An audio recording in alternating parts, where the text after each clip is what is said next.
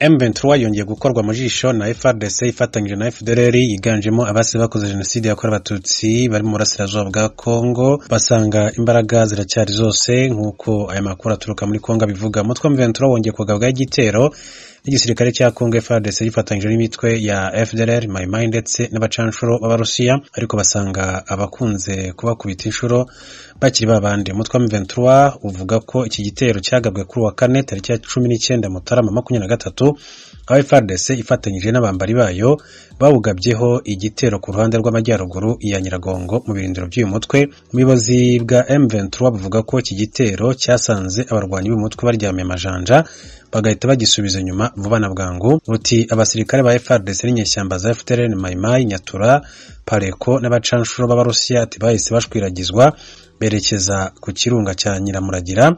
Iki gitero cyabaye nyuma y'amasaha make guverinoma ya Kongo Kinshasa ishyize hanze itangazo rivuga ko umutwe M23 wanze kubahiriza imyanzuro yafatiwe mu nama y'u Rwanda muri Angola, mu gihe Kongo n'igisirikare cyayo aribo bakunze gutungwa gatoki kurenga kuri iyi myanzuro kuko bakomeje kugaba ibitero kuri uyu mutwe wa M23 nkuko byagiye bigarukwaho, ariko kandi bikaba byaranatumye na leta y'u Rwanda iza gusohora irindi tangazo rikomeye cyane. Tukiri kandi muri Repubulika Iharanira Demokarasi ya Kongo, mabwire ko ibivugwa na RDC bisa nko gushaka gushoza intambara ku Rwanda, akaba leta y'u Rwanda. Leta y'u Rwanda yatangaje ko bimwe mu bivugwa mu itangazo riheruka gusohorwa na leta ya Kongo bigaragara nko gushaka gushoza intambara ku Rwanda. Kwa gatatu Kinshasa yasohoye itangazo ryongera gushinja Kigali gufasha M23 no kuba uwo mutwe utubahiriza ibyagenwe n'amasezerano y'amahoro ya Rwanda muri Angola. None kuwa kane Kigali nayo ikaba yashinje Kinshasa kutubahiriza amasezerano iha ubufasha bwa politike n'ubwa gisirikare umutwe wa FDLR n'indi mitwe itandukanye. Nibiki byavuzwe na Kinshasa? Itangazo rya Kinshasa ryavuze ko umutwe wa M23 udasubira inyuma nk'uko byemejwe i Rwanda mu Gushyingo kuva mu kwezi kwa 11 umwaka ushize, ukiri mu bice uvuga ko warekuye aho ukomeje gufatira abaturage ubaca imisoro ndetse n'ibindi. Iryo tangazo rishinja u Rwanda kutubahiriza amasezerano ya Rwanda, rwanga guhagarika gufasha umutwe w'iterabwoba wa M23 kandi rushotora Repubulika ya Demokarasi ya Kongo. U Rwanda ruhakana gufasha M23 ndetse kandi rukavuga ko ntaho ruhuriye n'ibibazo by'umutekano muke mu burasirazuba bwa Kongo. Kubera ibyo rero Kinshasa isaba umuryango umwe bwa Afurika n'indi miryango y'ibihugu itandukanye gufatira ibihano abategetsi b'u Rwanda n'aba M23. Iyo tangazo rivuga ko mu kurinda ubusugire bwa Kongo, iki gihugu cyiteguye ibishoboka byose kandi kizirengera mu buryo bwose bushoboka hagendewe ku byo Perezida Tshisekedi yabwiye inteko rusange ya ONU muri Nzeri umwaka ushize.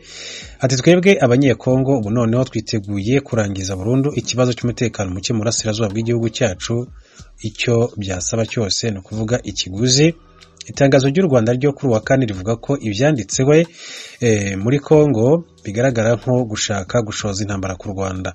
Kigali nayo irashinja Kinshasa kutubahiriza amasezerano ya Rwanda igafasha FDLR mu buryo bwa politike n'ubwa gisirikare n'indi mitwe inabangamiye umutekano w'u Rwanda. Iri tangazo rivuga ko kuba Repubulika ya Demokarasi ya Kongo yarinjije abacanshuro b'abanyamahanga ari ikimenyetso cyerekana ko yitegura intambara idashaka amahoro. Mu cyumweru gishize umuvugizi wa gisirikare wa Kongo yabwiye BBC ko abacanshuro ba Wagner ntibakorera muri RDC. Mu itangazo ryayo kandi Kigali yashinje Kinshasa kwirengagiza ibyo yasabwe n'amasezerano ya Rwanda ku mpunzi z'abanyekongo ziri mu Rwanda, rivuga ko izo mpunzi zigikomeje kuza buri munsi zihunga umutekano muke mu gutotezwa. Mu kibazo cy'impunzi mu cyumweru gishize umuvugizi wa leta ya Kongo yashinje perezida w'u Rwanda kugira impunzi igikoresho cya politike.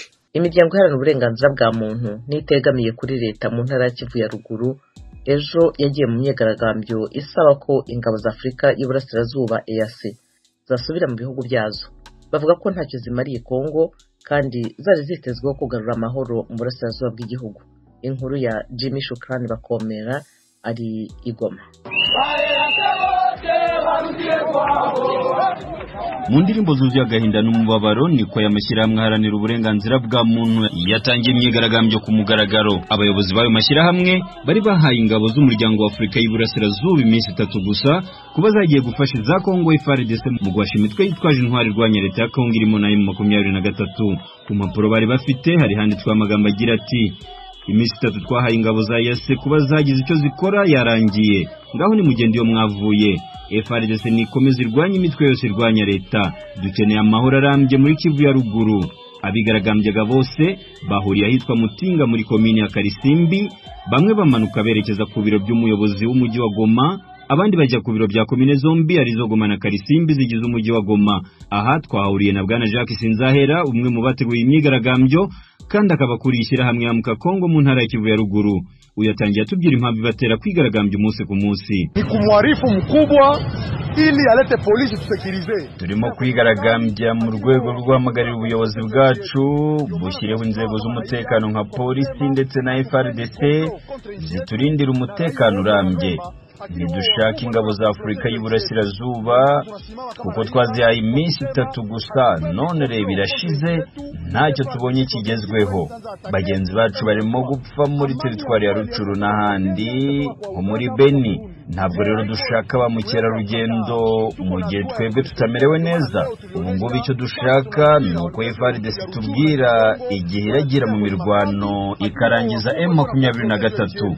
Uko murabizi amahoro ntabwo ashobora guturuka mu Banyakenya, Uganda cyangwa Barundi, ahubwo ni ikibazo kireba twebwe nk'abakongomani ubwacu. Kweli haitatoka kwa Kenya, haitatoka kwa Uganda ama kwa Burundi. Amani ya kweli ni wa Kongomani. Nyuma yaho bose baje guhurira hazwi nka entre president, berekera ku biro by'umuyobozi wa gisirikare w'intara ya Kivu ya ruguru General Constant Makongba, aho babanje kurindirana ubundi bakomeza urugendo. Muri metero 30 gusa mbere yuko bagera ku biro bya guverineri, abapolisi bari bakwijwe mu duce twose two muri komine ya Goma, aho bari muri iyo myigaragambyo babarirwaga ku magana, batatanijwe n'inzego z'umutekano. Ibyuka biryana mu maso n'amasasu yarashwe mu kirere n'abapolisi ubwo bageragezaga kwirukana bari mu bigaragambya, bose biruka buri wese yerekera ukwe. Ibi ntibyashimishije bamwe mu bari mu myigaragambyo kuko ubutumwa bwabo butageze ku muyobozi w'intara nk'uko babyifuzaga. Christophe Muyisa wo mwishyirahamwe Filimbi n'umwe muri bo. Kuri we abayobozi ba Kongo bagakwiye kugira ikibazo cy'umutekano cyabo bwite, byose ku nyungu za rubanda rugufi. Bashatse gutanga ubutumwa bwanditse ku buyobozi bw'intara ya Kivu ya ruguru kuko turababaye cyane kubona ikibazo cy'umutekano muke gikomeje kugaragara hose mu ntara ya Kivu ya ruguru. Ariko reba ukuntu barimo kutwirukaho badutera ibyuka biryana mu maso, kandi ibyo bikaba birimo gukorwa n'abashinzwe umutekano aribo bagakwiye kuturinda. Ibyo rero bitwereka ko ubuyobozi bwacu bufite uruhare rukomeye cyane muri iki kibazo cy'umutekano muke hano iwacu. Abayobozi ubwabo bagomba gushaka umuturambye ku kibazo cy'umutekano muke, ariko icyo twebwe nk'abaturage tubategerejeho ntabwo ari cyo tubona uyu munsi. Turarambiwe cyane rwose. Ingabo za EAC nizigende, ariko ibyo badukorera ntibiduca intege. Turakomeza n'ubundi kugeza aho ijwi ry'umuturage ribwumvikane. Espoir Aspirine wo mu muryango waranira impinduka muri Kongo Lucha RDC ashinja ingabo z'umuryango wa Afurika y'Iburasirazuba kuba zarateshutse ku nshingano yazo. Igihe kirageze ngo natwe dushyire hamwe mu kwishakira umutekano. Ibyo rero ni ngombwa ko tuvuga ukuri kandi ntawe dutinya habe na gato.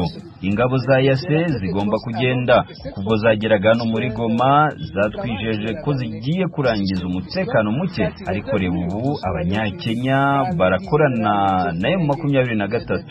Ibyo ndabivuga nshize amanga. Ubu barimo gukora ibishoboka byose ngo bagere ku ntego yabo yo kongera umutekano muke mu burasirazuba bwa Kongo, bityo n'abakazi kabo kagakomeza. Ntitubishaka na gato kuko turabona ari ikinamico kirimo kubera mu burasirazuba, kuko ubu turabona MONUSCO ya kabiri.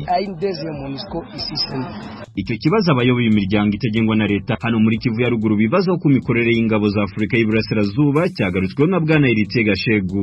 Uyakuriye ishyirahamwe Vision pour la Victoire du Peuple mu ntara ya Kivu ya ruguru rifite icyicaro kiwanja muri teritwari ya Rucuru. Yasubije agira ati, turasaba kugira ngo ira mitwe iheranira agateka kazira mu nzu zo mugizwe wa Goma ngo zibuke ba nyiri kibazo ba mbere ko ari FARDC ariyo ifite akazi ka mbere ko kugira ngo izana amahoro n'umutekano muri Kongo yose. Iyo niyo ifite igombe gufata iya mbere kugwanya M23 kuri EAC nayo ikaza iri gukurikiraho kuwa ngo ibungu mukono. Muri iyo myigaragambyo abanyamakuru 3 bafashwe ndetse bakomeretswa n'inzego z'umutekano ubwo barimo gukurikiranira hafi kugenda.